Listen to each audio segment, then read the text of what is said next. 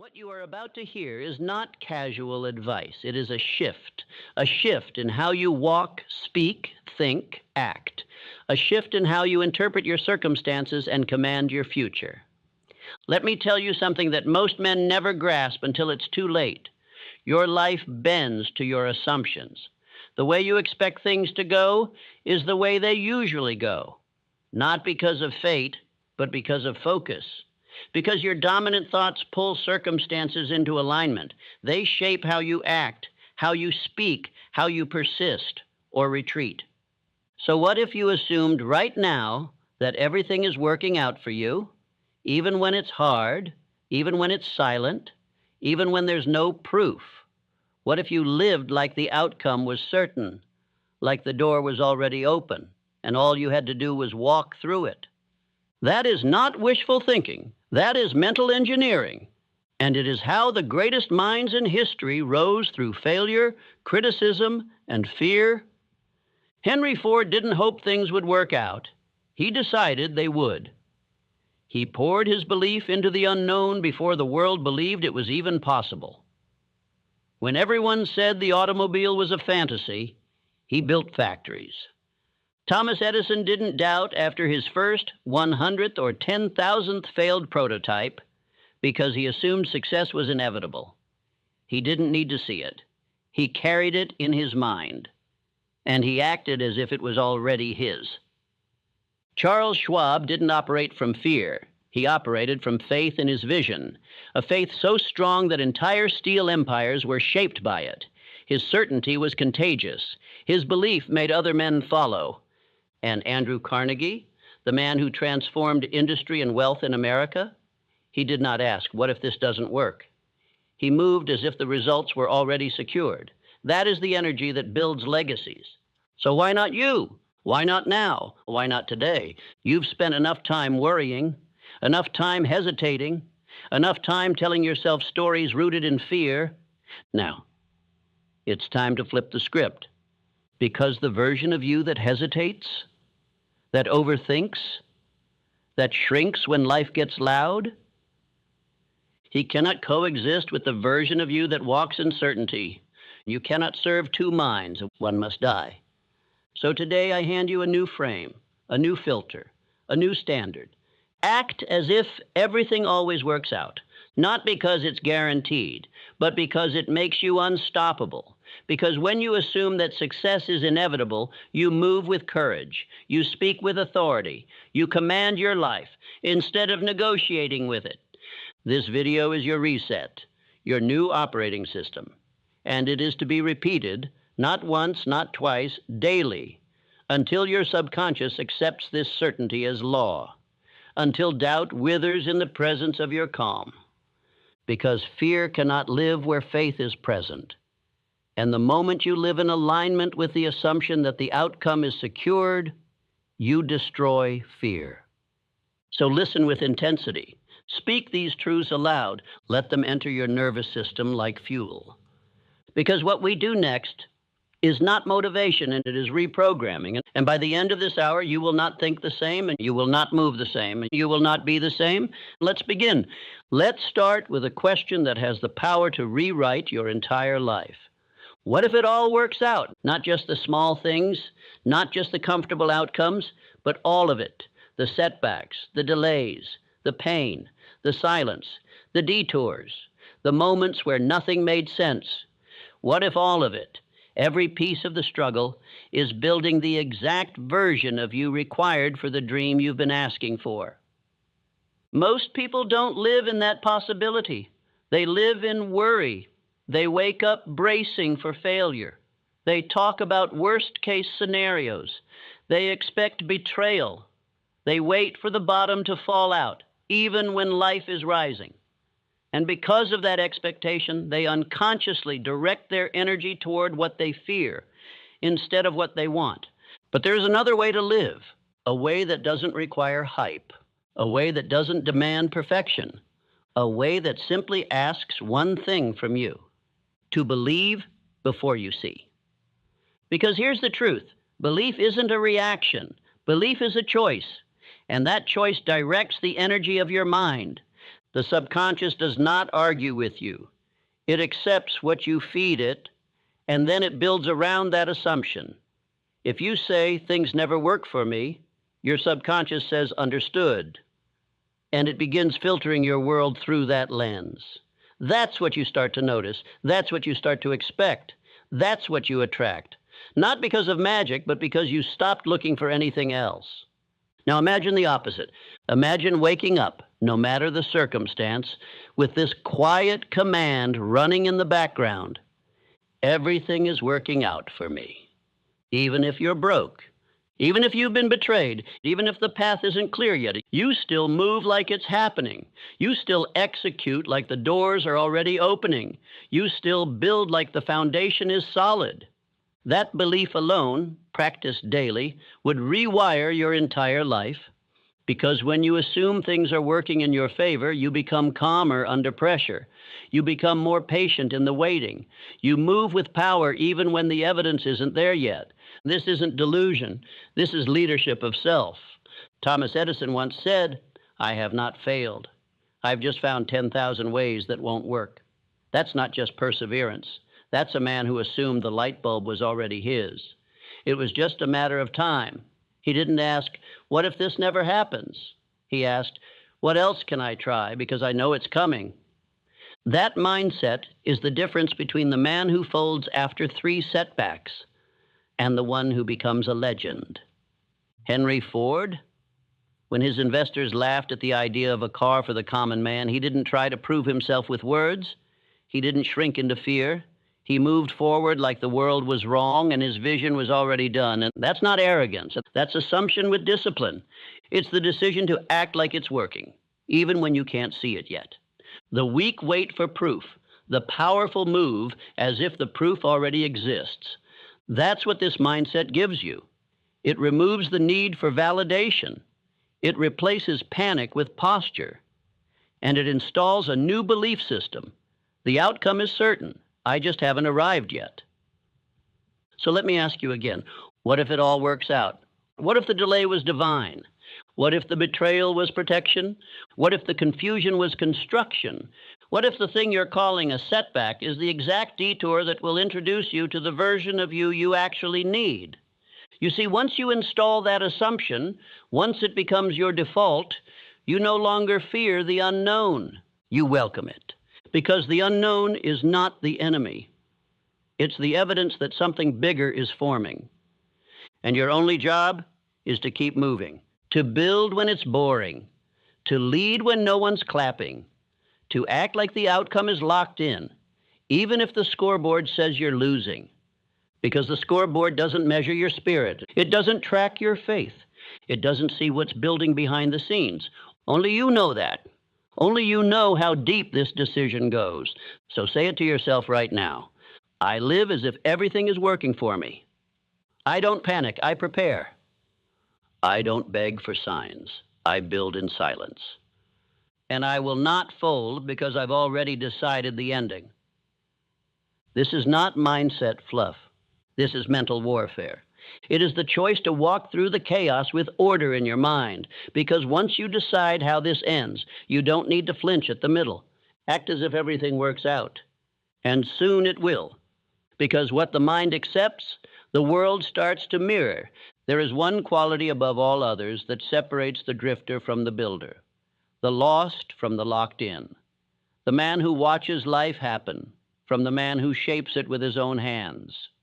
That quality is definiteness of purpose, a clear, unwavering, unshakable aim, a target burned so deeply into the subconscious that it becomes impossible to ignore, even in silence, even in failure, even in doubt. This is not a vague dream, not a list of goals, not a wish list typed into a phone at midnight and forgotten by morning. This is purpose, written with fire, carried with discipline, protected with your life. Because without purpose, your energy scatters. Your hours are stolen by distraction. Your focus is hijacked by the next shiny thing. You chase a dozen paths and master none. You build halfway and then walk away. You mistake movement for momentum, activity for achievement, noise for direction. But when you become a man with definiteness of purpose, your path narrows, your vision sharpens.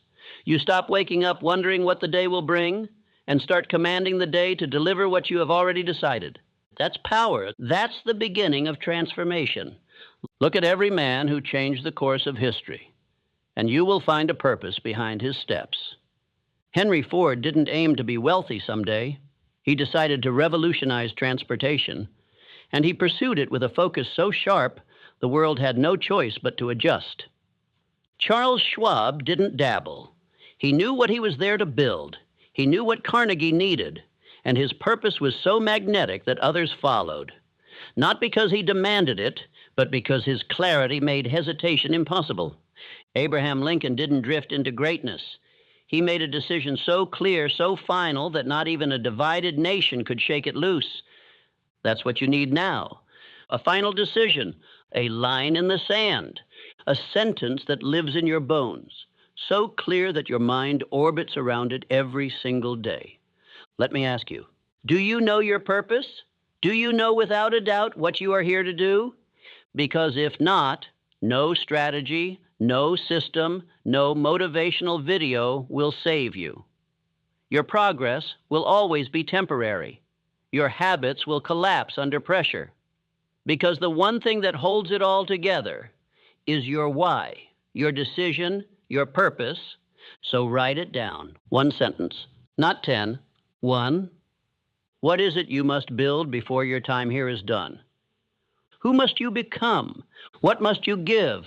What is the result that your life demands? Not because it's easy, but because you decided it matters more than anything else. That's your purpose. And once you have it, you read it aloud every morning. You write it by hand every night. You don't wait to feel inspired. You rehearse it until it replaces every other thought. This is the foundation of all confidence, to wake up and know where you are going. You don't compare, you don't scroll, you don't flinch, because your steps are already assigned. Everything you do, the food you eat, the books you read, the habits you install, the words you speak, the risks you take, it all bends toward one thing, your definite purpose. And that gives you spiritual immunity against distraction. You no longer envy other men's paths because you are locked into your own. You no longer fear failure because you know it is part of the construction. You no longer need approval because your purpose gives you authority. And from that place, your decisions become easy. Clarity becomes your compass. Time bends in your favor because the universe, your mind, and every atom of your being begins to conspire around one thing, completion of the mission. But without that purpose, even the best habits will drift, even the strongest man will fall, even the most brilliant mind will chase things that don't matter. So write the sentence, etch it into your soul. This is not for someday. This is not for when life calms down. This is the day you stop living like a leaf in the wind and start moving like a builder with orders from within. Say it now. I know my purpose, and I follow it without apology. I no longer wait for clarity. I generate it. My energy is sacred, and my direction is locked in. This is how empires begin, not with noise, but with one decision burned so deeply into a man's spirit that even time itself bows in his direction. And if you haven't made that decision yet, make it now, because the clock is still running, but your focus hasn't been. You've got work to do. You've got power to build, and none of it will happen without purpose. Faith is not something you wait for. It is not a gift that descends from the sky. It is not the result of hope or circumstance. Faith is something you build. It is constructed the same way a building is constructed, brick by brick, act by act, thought by thought, until you stand in the middle of something so strong, so stable, that even your doubts must bow before it. Let me tell you a truth most men will never understand. Faith is not emotion. It is repetition. It is the byproduct of consistent, disciplined belief, spoken aloud, written down, acted upon, until your subconscious accepts it as fact. You don't find faith. You forge it. You train it. You rehearse it until it no longer requires evidence, because it becomes the evidence. And here's the key. The mind doesn't believe what is true. It believes what is repeated. That is why so many men believe in failure, because they've rehearsed it. They've spoken doubt daily. They've imagined disaster over and over. They've aligned their actions with fear, and then wondered why faith hasn't arrived. Let me be clear. You cannot rehearse weakness and expect strength to show up. You cannot marinate in hesitation and expect certainty to grow. Faith, like muscle, is earned through resistance. It is built by applying pressure to your comfort, and every time you follow through, especially when it's hard, you earn more of it. That is why autosuggestion is not a game. It is the gateway. It is the act of deliberately feeding the mind the identity you have chosen, not the one you were given, not the one they labeled you with, the one you designed. That's why I don't tell you to casually watch a video and hope it changes you. I tell you to repeat it, to study it, to speak it back. Because when you do, when you make those words louder than the doubt, something extraordinary happens. You start to believe yourself. That is the root of all personal power. To know that when you speak, your subconscious listens. So you begin each day with command, not confusion. You wake up and speak the script of the man you are becoming, not just because it sounds good, but because you know it is writing new grooves in your mind. And those grooves will become the path your feet walk. Thomas Edison did not succeed because he felt inspired. He succeeded because his faith in the outcome was greater than any single failure. 10,000 times he tried. 10,000 times he found a way that didn't work, but he never called them failures because his faith was anchored. He had already seen the light before the world did. And every act of effort, every moment of fatigue, every time he reset his tools and started again was another layer of belief. John D. Rockefeller didn't rise by luck. He trained his thinking like a man trains for war. He believed in systems, in structure, in certainty. And that certainty came not from chaos, but from mental rehearsal. He built wealth in his mind before he ever built it in the world. You must do the same. You must see yourself follow through. You must imagine yourself moving with power. You must speak to yourself like a general giving orders to a loyal army, with calm, with clarity, with conviction. Because your subconscious mind is listening. It is always listening. And every word you whisper, every phrase you repeat is either building faith or breaking it. So let me ask you, are you speaking power or poison? Are you reinforcing courage or conditioning cowardice? Are you using your words to lift yourself or lower yourself? Because what you repeat becomes real. Faith is not loud. It is not flashy. It does not beg for attention. Faith is silent, grounded, steady. It is built in the dark. It is built when you show up despite your feelings. It is built when you say, I will, and follow through without applause. It is built when no one is looking, and you move anyway. That's how Abraham Lincoln led a nation through fire. He wasn't the most popular. He wasn't the loudest. But he believed in the vision so deeply, so completely, that no critic could shake it loose. And when faith becomes unshakable, action becomes automatic. You no longer try to rise, you do. You no longer wonder if you're ready, you move. And your results begin to multiply, not by chance, but by design. So here's your instruction. Write your chief aim. Read it aloud every morning and every night, and with emotion, with certainty, with fire. Visualize the outcome, and not once, but daily. Speak your identity, not as a wish, but as a fact. I am focused. I am disciplined. I act with purpose. I do not flinch. This is not theory. This is practice. And when you practice it long enough, the man you used to be, the man of doubt, of fear, of hesitation, he fades into dust. And the man of faith rises, not someday, today. There comes a moment in every man's life where he must make a decision so final, so absolute, that there is no path left to retreat. That moment is not about emotion. It's not about confidence. It's about commitment. Burning the bridge means this. You remove all exits, all fallback plans, all quiet excuses that whisper, if this doesn't work, I can always go back. No, you can't. Not anymore, because that man is gone. Let me tell you something that every titan of history has known. You do not truly transform until you remove the option of staying the same.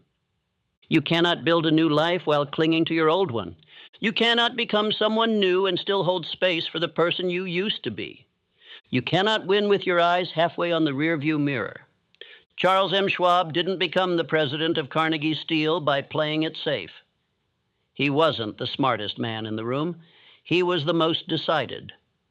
He carried himself like a leader before the world saw it. He aligned his speech, his tone, his energy with his desired position. And in doing so, he closed the door to mediocrity. When he walked into the room felt it. You want that kind of presence? You must decide so fully, so violently that your past self is stunned into silence. This is what it means to burn the bridge. It's not symbolic. It's strategic. When you remove the option to quit, when you make it so there is no going back, you activate a part of your mind that most men never touch. It's the part that must win, because it has no choice. Andrew Carnegie demanded this from his men. He didn't want those who were interested in success.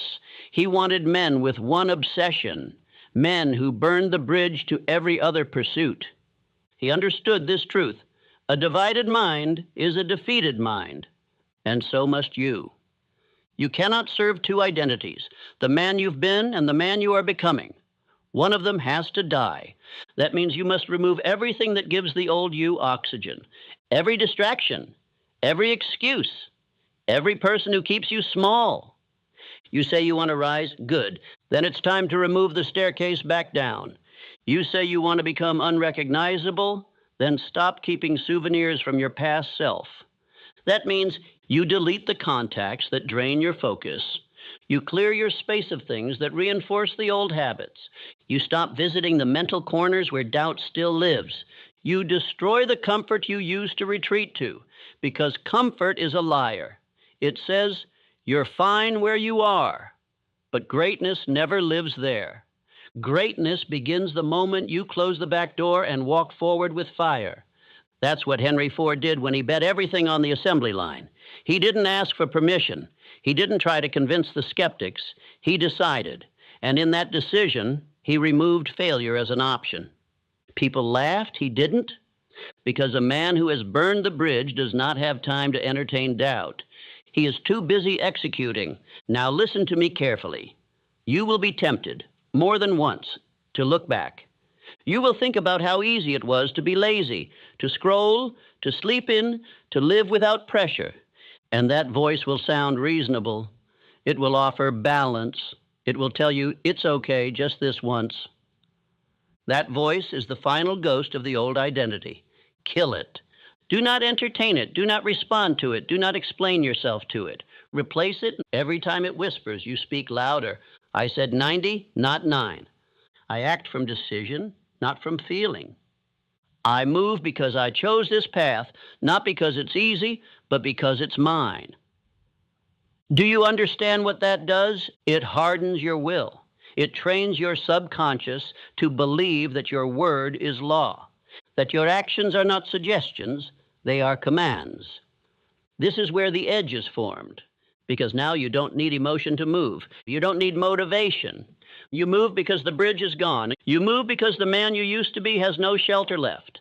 You move because the only direction is forward. Thomas Edison didn't hope for a breakthrough. He decided there would be one, and he worked like a man with no alternative. 10,000 failures, and not once did he consider going back.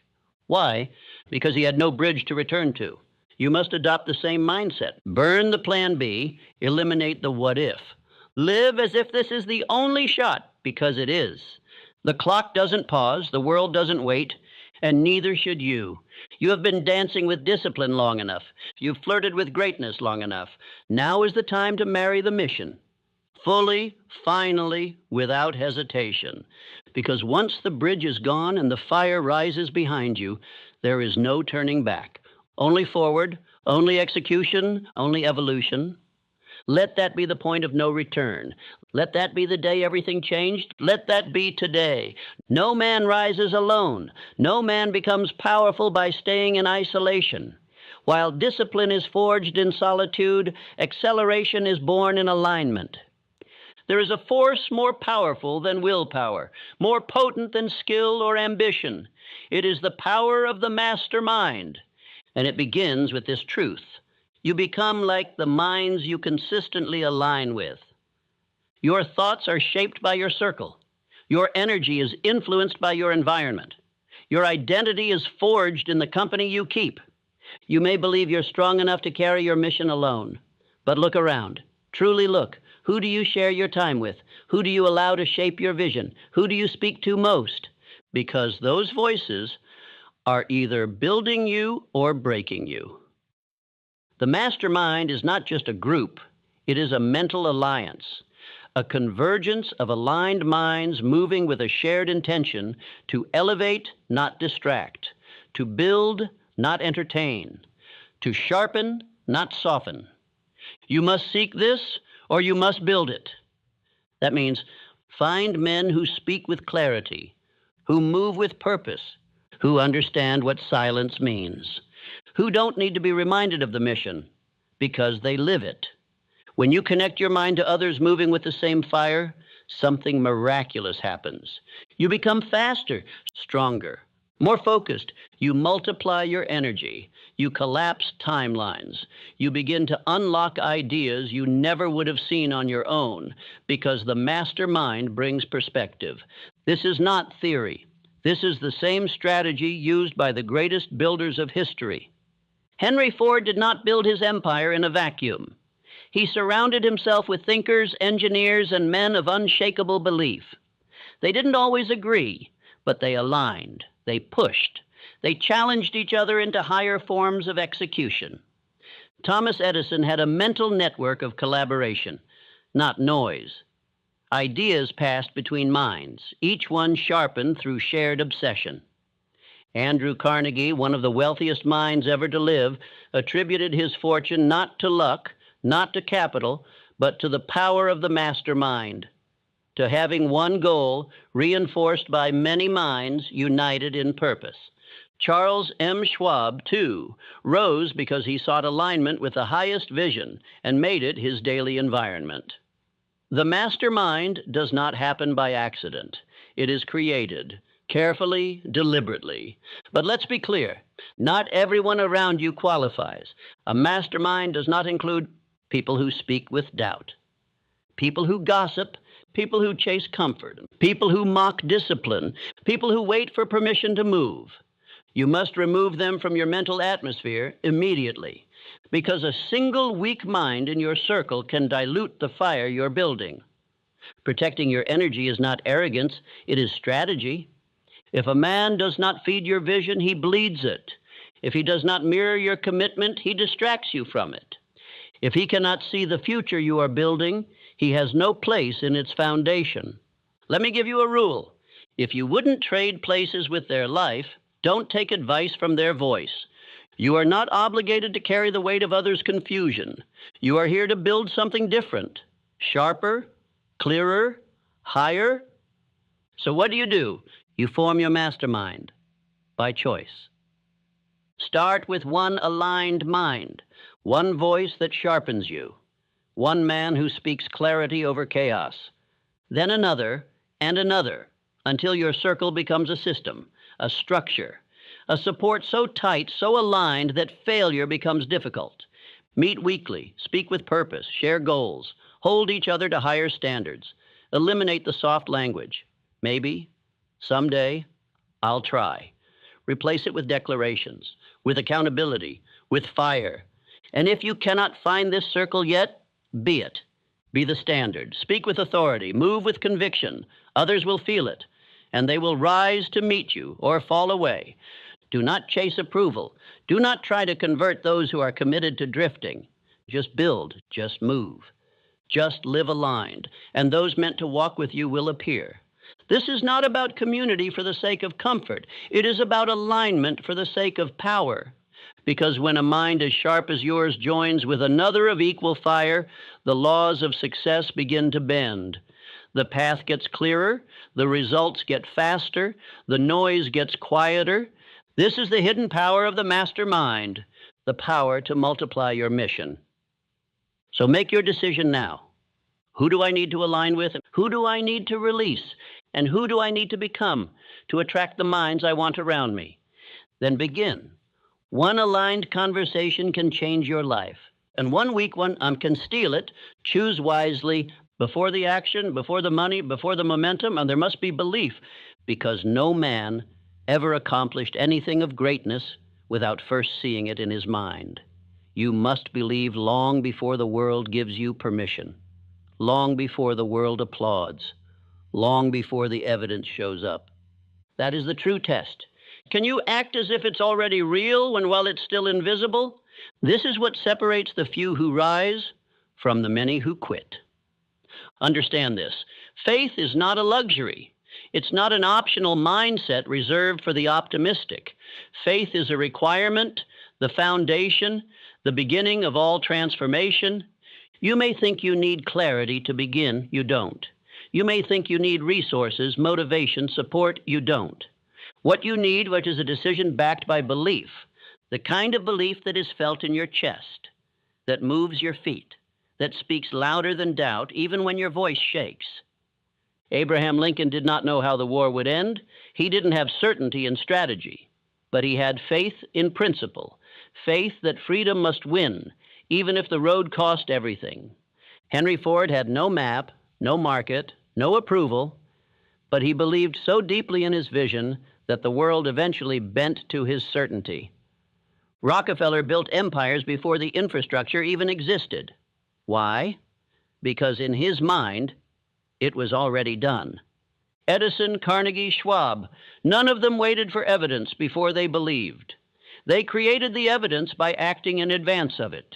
That is what faith does. It precedes the results. But fear does the opposite.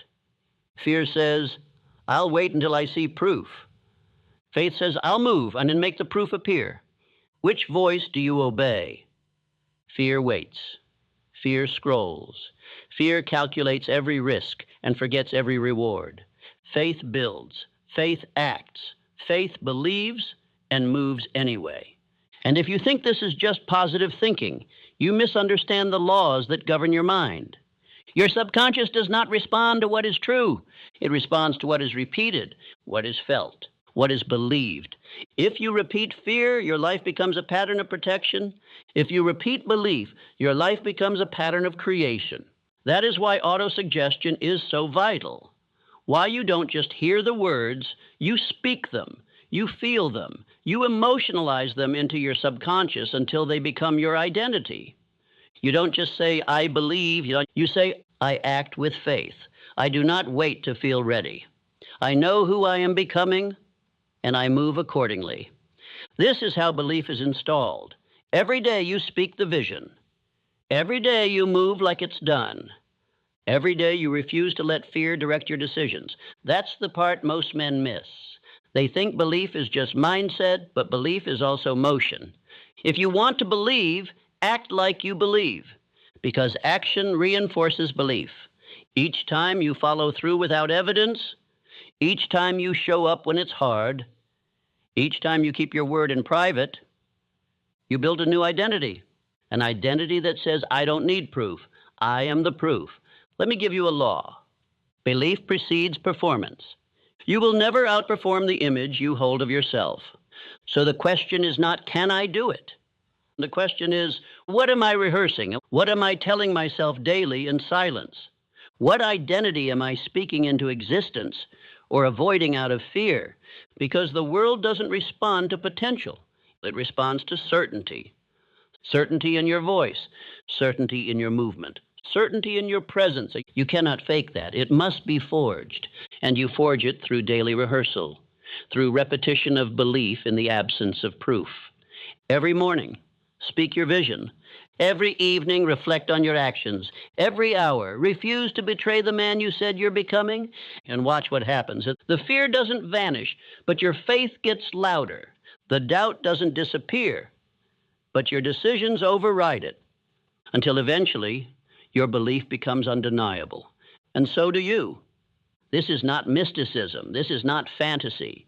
This is the reality of how every empire begins, with an invisible vision, believed in so deeply, repeated so often, acted on so boldly, that the world has no choice but to see it too. So choose your belief now. Choose what you'll repeat, because you are always programming your mind. The only question is, with what?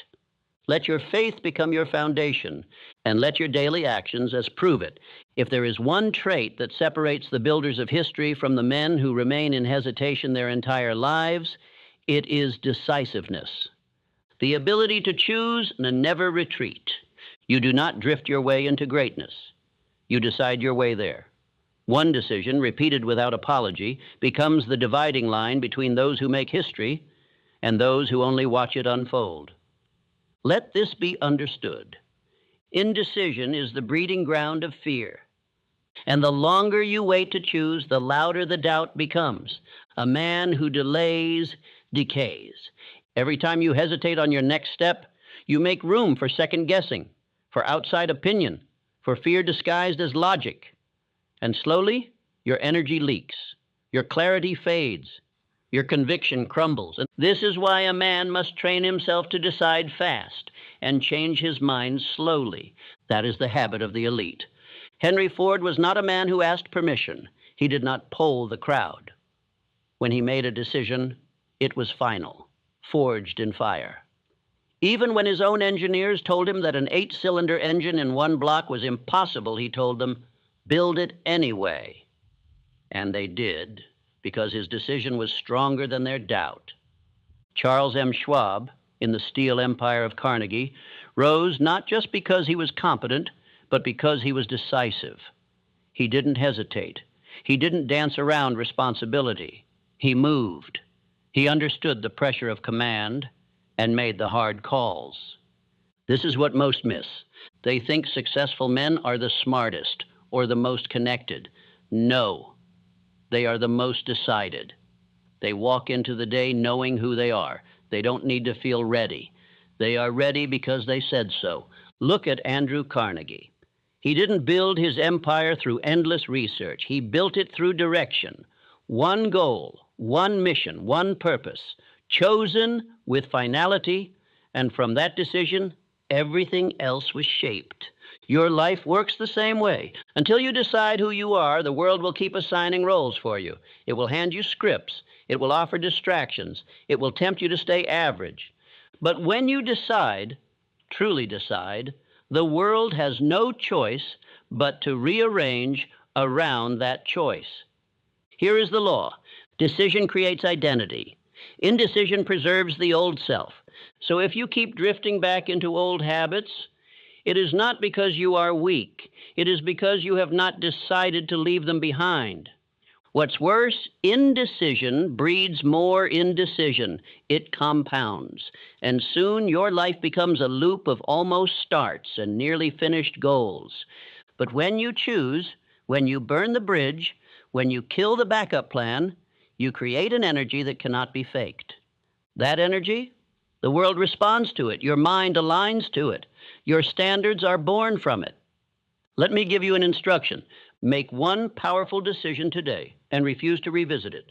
If it's fitness, decide. If it's business, decide. And if it's who you're becoming, decide now. And when the voice of doubt creeps in, when the temptation to adjust or wait or feel it out shows up, you don't listen, because the decision is already made. Thomas Edison didn't ask the light bulb for permission. He didn't wait until he had all the answers. He decided, and he pursued over 10,000 attempts, not trials, decisions. You need that same resolve, because each decision, thus backed by definiteness of purpose, builds your internal spine. And once your spine is built, the storms of life lose their power. They cannot move a man who has already decided. Even Abraham Lincoln, who faced the weight of a nation in civil war, was not paralyzed by indecision. He was methodical, but he was final. His Emancipation Proclamation was not born of public applause. It was born of personal resolve. That kind of decision shapes the future. So ask yourself now, what decision have you been avoiding? What goal have you kept open so you don't have to commit? What mission have you left negotiable? Draw the line today. Say it out loud if you have to. I no longer delay. I no longer drift. I no longer entertain versions of me that hesitate. You say it. You write it. You live it. And from that one decision, all other actions flow. Because the truth is this: most men are not waiting on opportunity. They are waiting on permission to decide. But I tell you now, no one is coming to give it. The greats didn't wait. They chose. So choose. With spine, with fire, with finality. And from that moment forward, you become unshakable. There is a secret embedded in the foundation of every fortune. It is not luck. It is not timing. It is not charm. It is the habit of doing more than one is paid to do. This law, the law of compensation, governs advancement like gravity governs motion. It does not discriminate. It does not miss. It simply returns to each man the value he contributes, multiplied over time. And here's the truth most will never understand. You are not paid for your time, and you are paid for your value.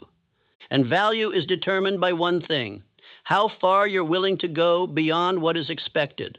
The average man performs at the level of his paycheck. But the exceptional man, he performs at the level of his potential. He doesn't wait to be rewarded. He becomes so effective, so consistent, so deeply valuable that reward becomes inevitable. This is the law, and it cannot be faked. Charles M. Schwab rose from humble beginnings, not because he had better education, but because he had better attitude toward work. He became indispensable by making himself irreplaceable. He gave his mind. He gave his energy. He gave more than he was paid for. And because of that, Andrew Carnegie eventually paid him more than any steel man in history. Carnegie himself practiced this principle with almost spiritual devotion.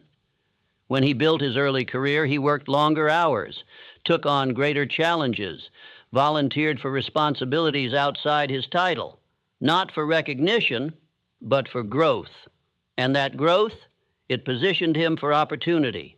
This is how the climb begins. You don't get promoted by asking. You get promoted by becoming too valuable to ignore. Understand this: the marketplace pays for impact, not intention. It doesn't matter how long you meant to. It doesn't care how busy you were. It only measures results. And those results are multiplied for the man who consistently goes above and beyond. That's where you must live, and in the extra mile, the unpaid hour, the unseen effort, the quiet improvement. Because here's the secret no one talks about: the extra mile is the emptiest one. And that's why it's where all the power lives. Everyone wants to get ahead, but few are willing to give more than they're asked. Few wake up early without being told. Few deliver excellence when average is accepted. Few take ownership of mistakes that weren't even theirs. But the few who do, they rise. Thomas Edison did not stop when the world said, enough. He worked relentlessly, not to clock hours, but to produce value. Over 1,000 patents, invention after invention. Why? Because he focused not on reward, but on output, and reward followed. And this is why you must detach from immediate return. If you only act when rewarded, you will forever be enslaved by permission. But if you act from principle, from the law itself, you become independent of circumstances. You act not for applause, but because you are the kind of man who does more than what is required. And over time, the world catches up. Henry Ford didn't invent the car. He revolutionized the process. He built something better, faster, more accessible. He didn't stop at good enough. He pushed boundaries. He over-delivered. And because of that, the market followed him. Success is not reserved for the lucky. It is earned by the man who outserves, outimproves, and outlasts. That is what you must install, not just in business, but in your home, in your discipline, in your mission. When you do more than expected, you become more than expected. You grow, You gain self-respect. You earn influence. And most importantly, you rise above the competition without needing to destroy anyone else. So here's your challenge. Where can you over-deliver today? What extra detail can you improve? What skill can you sharpen without being asked? What task can you complete better than expected? And once you answer, you do it, not once, but daily, until excellence becomes your habit and your name becomes associated with certainty. Because that's the highest currency, certainty of execution. The man who always delivers, even when no one's watching, becomes the man who is always called on when it matters. So if you want to advance, if you want to rise, if you want to build a reputation that makes opportunity chase you, not the other way around, then stop asking for more and start giving more, quietly, relentlessly, with no need for credit, because credit will come. Compensation will come. Recognition will come, but only if you build yourself into the kind of man who doesn't need it. Say this aloud. I do more than what I'm paid to do. I am not average. I move with excellence, even when no one is watching. And if you repeat that, and you live that, you will never lack opportunity again, because the law is simple. He who gives more becomes more, and he who becomes more will always have more. You may have strength, you may have intelligence, you may have the most brilliant plan in the world, but if your presence repels others, if your energy repels trust, if your manner of speech pushes people away instead of drawing them near, then your power will never reach its full expression. Because the truth is this: no man rises alone, and the one who knows how to influence others with warmth, confidence, and clarity will always move faster and farther than the man who tries to force everything by brute strength. This is what we call a pleasing personality, not manipulation, not charm, but a cultivated energy, one that magnetizes others without begging for attention. It is the invisible factor behind the most successful men in history, the quality that opens doors, that earns loyalty, that multiplies influence. Let me tell you plainly, a pleasing personality is not a gift. It is a discipline. It is a product of self-awareness, emotional control, and intentional practice. Andrew Carnegie built one of the greatest fortunes in history, not because he was the loudest, but because he knew how to make others feel seen. He listened more than he spoke. He praised more than he criticized. He mastered the art of influence, not through domination, but through presence. And that presence made others want to work with him. It drew power toward him. Charles M. Schwab was famous for this. Though not a technical genius, he became president of U.S. Steel because of how he made people feel. He smiled often. He remembered names. He made others feel important. And through that, he got the best out of his team without ever raising his voice. Because power isn't just force. Power is the ability to move others willingly. You must understand this. A pleasing personality isn't about being fake. It's not about being soft. It's about refining yourself into someone whose presence communicates, this man is worth trusting. This man is worth following. And that doesn't mean becoming a performer. It means mastering these quiet disciplines. Tone of voice. Speak with conviction, not hesitation. Facial expression. A calm, confident presence speaks before you say a word. Genuine interest. People remember how you made them feel. Ask real questions. Listen deeply. Optimism. A pleasing personality does not dwell in negativity. It uplifts. It radiates certainty. The world is full of loud, bitter, argumentative men trying to prove themselves. But the man with a pleasing personality, he doesn't argue, he doesn't shout, he doesn't over-explain. He influences, he persuades. He builds bridges where others burn them. Thomas Edison worked with teams of brilliant minds. And though he was intensely driven, he understood the value of collaboration, of creating a magnetic environment that made others want to contribute. His laboratories weren't just centers of invention. They were environments charged with positive expectancy. That's what a pleasing personality creates. Movement without resistance. Now let's make it practical.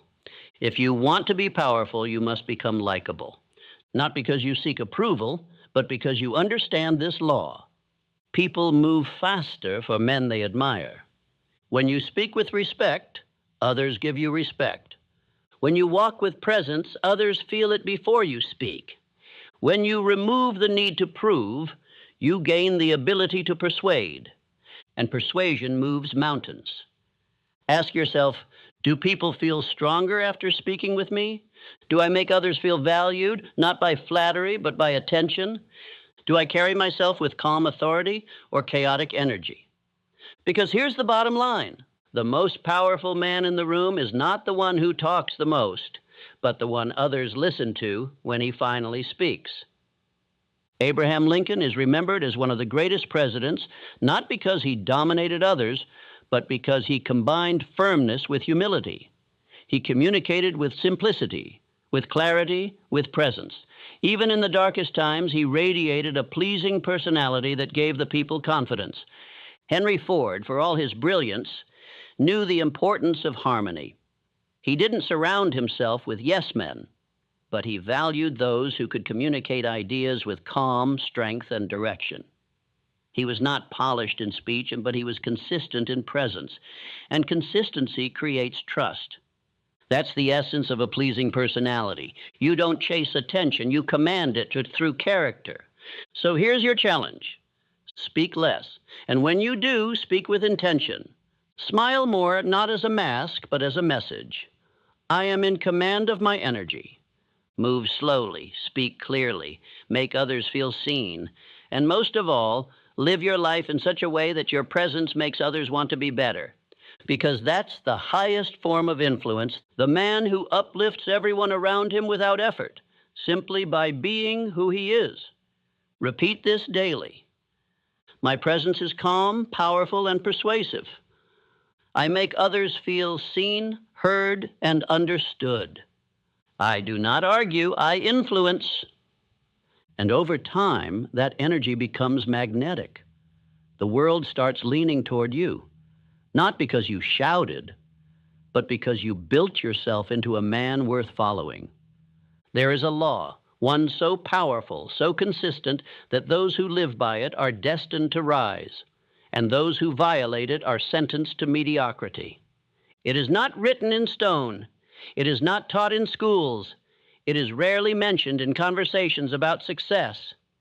And yet, every successful man I've ever known obeyed this law like it was scripture. It is the law of increasing returns. The man who does more than he is paid for will soon be paid for more than he does. Let that echo. Because it is not a motivational phrase, but it is an economic truth, a spiritual truth, a universal truth. The average man says, I'll give more when I get more. But the builder, the man who commands his life, says, I'll give more now, and let the rewards find me later. And they always do. Look at Andrew Carnegie. He began as a poor boy in a telegraph office. He wasn't asked to learn how to read and write Morse code fluently. He wasn't required to memorize rail routes, but he did. He went beyond the role, beyond the instruction, beyond the bare minimum. And what happened? The people in power noticed, not instantly, but inevitably. And from that small post, he rose to become one of the richest men in the world. How? He gave value first, without asking, without keeping score, without demand. The man who goes the extra mile makes himself irreplaceable, because while others perform the duty, he delivers the result. While others ask, what am I owed? He asks, what else can I give? You must understand, life does not pay you based on the clock. It pays you based on value. Your time means nothing if it produces little. But your effort, your initiative, your refusal to cut corners or wait for reward, that makes you unstoppable. Thomas Edison knew this well. His work ethic was legendary. Thousands of failed experiments, sleepless nights, years of obsessive experimentation. He didn't demand guarantees. He gave everything. First, and only after results were produced, the world handed him its rewards. Now let me ask you, are you doing the minimum? Are you only rising when someone's watching? Are you only moving when it's convenient? Because the universe keeps score, not of your hours, but of your initiative. The world might not reward you immediately, but it will eventually, and far beyond what you expect, if you make this a habit. Start where you are. If you work a job, stop asking what your role is. Start asking what your standard is. If you're building a business, stop asking what clients will pay for. Start asking what would blow them away. If you're building a skill, don't just check the box. Stay longer, push deeper, stretch further.